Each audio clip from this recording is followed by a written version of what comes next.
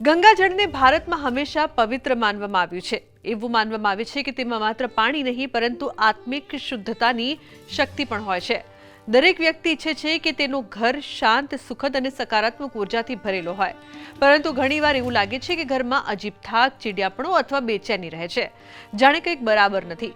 ઘણીવાર આ વસ્તુઓ સમજમાં નથી આવતી પરંતુ અસર જરૂર કરે છે। આને લોકો ઘણીવાર નકારાત્મક ઉર્જા અથવા નેગેટિવ એનર્જી કહે છે। આવા સમયે કેટલાક પરંપરાગત ઉપાય આજે પણ ખૂબ જ અસરકારક માનવામાં આવે છે, જેમાં સૌથી સરળ અને અસરકારક ઉપાય છે ગંગાજળનો છંટકાવ। આ માત્ર ધાર્મિક માન્યતા જ નહીં પરંતુ એક માનસિક શાંતિ આપતી પ્રક્રિયા પણ છે, જે ઘણા લોકોના અનુભવોથી પણ જોડાયેલી છે। ઘરમાં ગંગાજળનો છંટકાવ કેવી રીતે કરવો, તેનાથી શું ફાયદા મળે છે, ચાલો જાણીએ। ગંગાજળનો છંટકાવ ઘરમાંથી નકારાત્મક ઉર્જા દૂર કરવાનો એક સરળ અને અસરકારક ઉપાય છે। આ વાતાવરણને હળવું, શાંત અને સકારાત્મક બનાવે છે। ખાસ કરીને મહાકુંભના સમયનું જળ ખૂબ પવિત્ર માનવામાં આવે છે। ગંગાજળ કેમ આટલું અસરકારક છે તેની જો વાત કરીએ, ગંગાજળને ભારતમાં હંમેશા પવિત્ર માનવામાં આવ્યું છે। એવું માનવામાં આવે છે કે તેમાં માત્ર પાણી નહીં પરંતુ આત્મિક શુદ્ધતાની શક્તિ પણ છે। ગંગાજળમાં પ્રાકૃતિક ઔષધીય ગુણો હોય છે, જે વાતાવરણને શુદ્ધ કરવામાં મદદ કરે છે। જ્યારે તેને આખા ઘરમાં છાંટવામાં આવે છે તો માત્ર મનને શાંતિ જ નહીં પરંતુ એક નવી ઉર્જાનો સંચાર પણ થાય છે।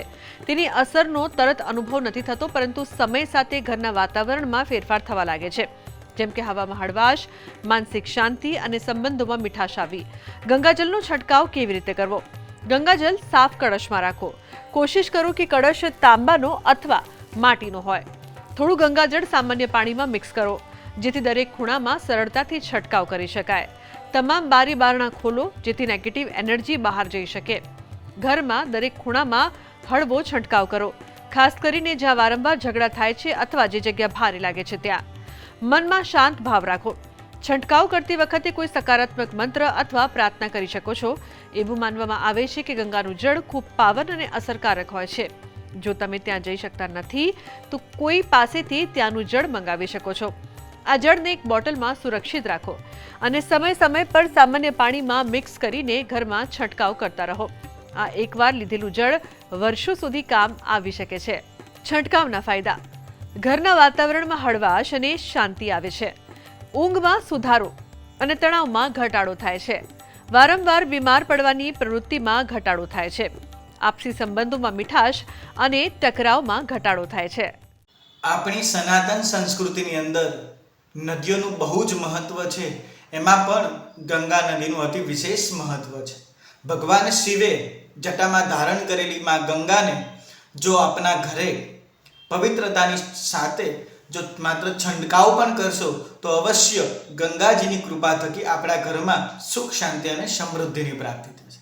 આપણે જાણીએ કે સૌથી પહેલાં કળશ જે છે એ તાંબાનો અથવા માટીનો લેવાનો છે।